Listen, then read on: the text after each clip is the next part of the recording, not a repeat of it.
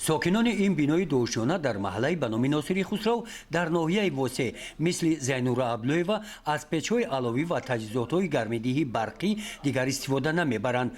جای آنها را در حجره‌های آنها انا همین گونه قبرهای گرم‌دهی بوغی عوض نمودند. پیچکای بوی قطی خونم پری گرد چند او گلالو میگه میترسیدم که گلک پولک مونم برن حاضر به درجه اولترین 4 خونه داریم همه خونمون گرم روی لیچ خو میکنیم حاضر گرمی را به خانه ها بوخانه تأمین می نماید.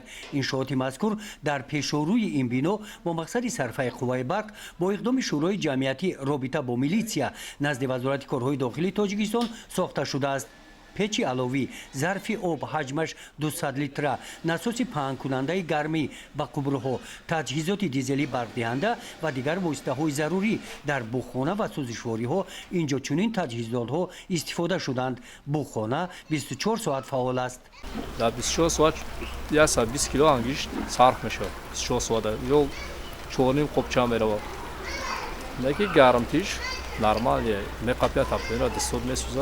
طبق نقشه برای 4 ماهی فعالیت در فصل زمستان سوزشواری انگشت 21 تانه هزم سوزشواری دیزلی اینجا در بوخانه ذخیره کرده شدند. در بوخانه 2 نفر از ساکنان همین محله به کار جلب گردیدند. کسری شوانه در ماه مکه روزانه دیگه آدم ما را هر ماه 1800 می اویل داده سر ما همون روزی مکه با جای کاشید بولکامون یا نولا نون میخرد. در محله به نام ناصری خسرو در ناحیه واسه از 11 بینای دوشانه این اولین بینایی می باشد که بس سیمه گرمیدهی بوغی گذاشته است. گزارش خوجا نظریف خدای نظر ظهوروف از ناحیه واسه برای برنامه اطلاعاتی نوید.